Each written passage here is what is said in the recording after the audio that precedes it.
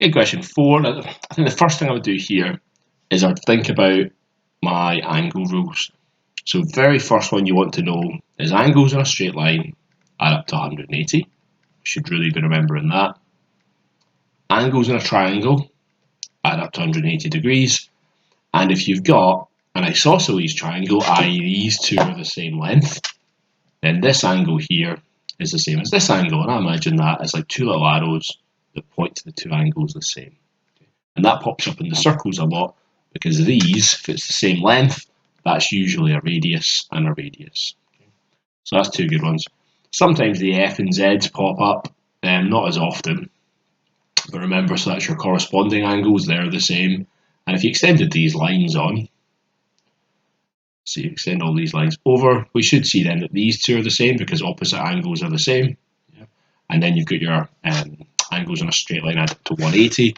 So whatever this angle is here, that would be the same again opposite. So they're the same and they're the same. Okay. So just remember that one. And don't forget your Z's. Again, the parallel lines. Oh, sorry. Big cough.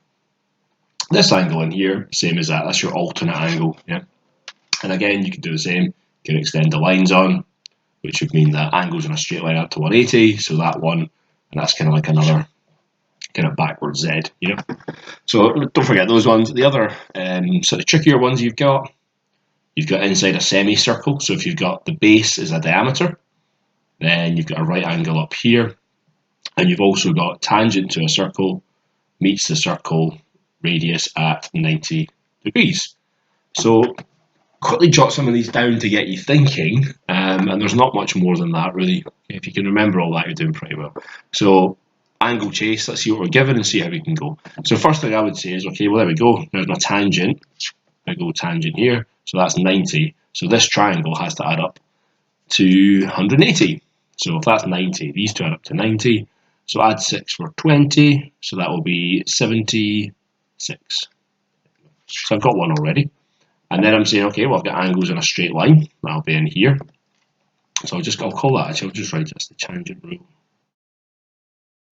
And then this one's your straight line rule. So this angle is going to be 104. And at this point, I'm going to zoom in a little bit. And our next rule is then to identify the radii. So I'd probably line from a radii, okay, which means that this angle and this angle are the same. How do you work them out? Well, that triangle has to be 180. So 180 take away 104 means I've got 76 degrees between these two angles. But then I'm going to have to divide that by 2 because they're both the same. So that's going to give me 38 degrees. So our final answer for that one would be 38 degrees. And I'm just going to write the terminology. So angle ONM, which just means you go from O to N to M. So it's this angle in here, in the same way that this angle would be POM or MOP. You know, so it just helps you identify that. I'll say that one is equal to 38 degrees. So let's see what the marking scheme says. What are our points? What are we getting for this then? You're getting a point for 76 degrees and a point for your 38.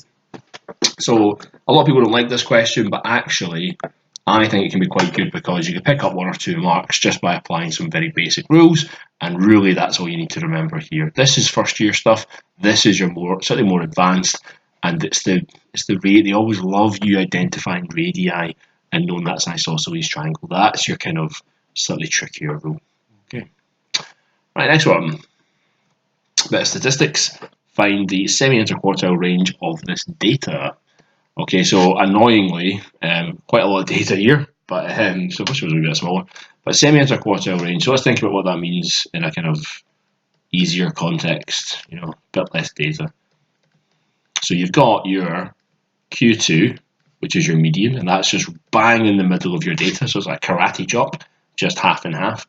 And then your Q1 and your Q3, it's exactly the same. What you're doing is halving the thing you've just halved. So I just half this data and this data, yeah, and then I'm going to half it again. So here's your Q1 and Q3, and your interquartile range is the distance. That's just your Q3 take away Q1. So that's your interquartile range, and your semi-interquartile range is just your interquartile range divided by 2. Yeah, think of the word semi, you know, half. Okay. So that's a wee quick what you're doing. So let's have a look then. I think they've tried to help us, haven't they, by giving us half and half. So our median would be kind of in the middle, would be there, isn't it? Yeah. So that's going to be our Q2. So let's think then, if we want to get our Q1, we're going to half this data, and to get our Q3, we'll half that data. So I've got 1, 2, 3, 4, 5, 6, 7, 8, 9, 10 bits of data. So bang in the middle there will be here. That's going to be Q1. And same again, that would be Q3. So they tried to help you. I thought we were going to have to rewrite that, but that's quite nice actually. Okay, so let's have a think then. So Q3, I'll just write them all actually. Q1, Q2, Q3. So that's going to be 13. It's bang in the middle of these two, and Q3 is bang in the middle there. So that will be 23.5, and Q2 will be 17.5, not that needed. So interquartile range is 23.5, take away 13. So take away 10 for 13.5, take away 3, so that'll be 10.5. So the semi-interquartile range is just 10.5 divided by 2. Half of 10 is 5, half of 5 is 2.5.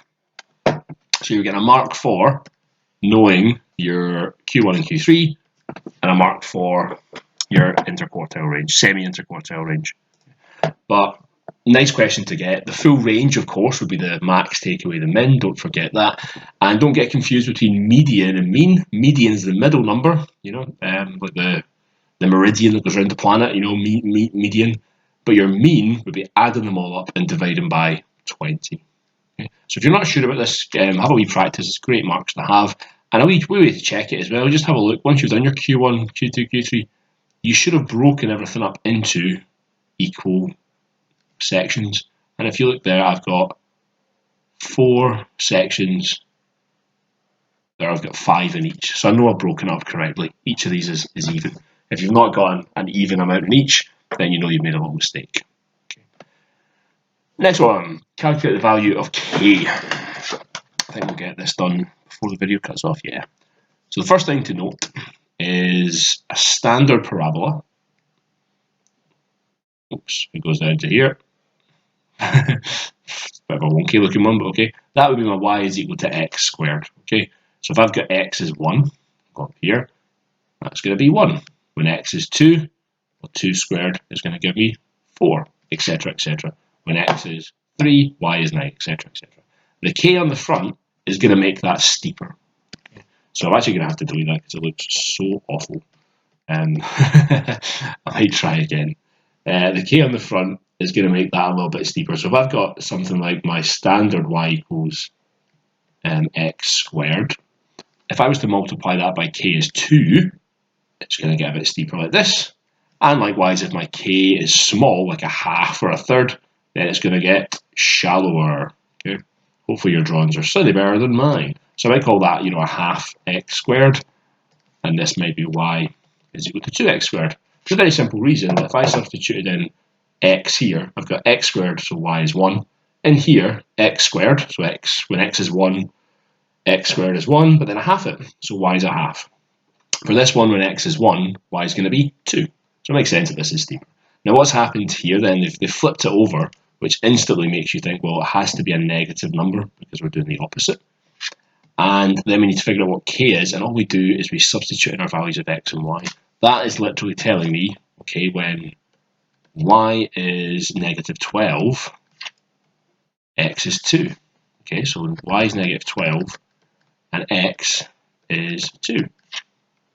So that means that negative 12 equals k multiplied by 4, so 4k. So if I want to divide both sides by 4, I'm going to get k. So that means it has to be negative 3.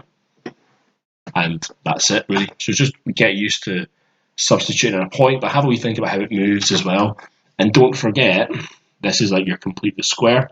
If I've got a parabola like this, it's been moved over, say it's been moved over 4, and it's been moved up 3 from its original position, that would look like x take away 3 squared plus 4. Okay? I've taken my x, instead of multiplying it, the k here is 1, right? Instead of multiplying just the x, I'm shifting it, so the negative, we do the opposite for the x's, so I'm moving it over, in fact, so that's the wrong way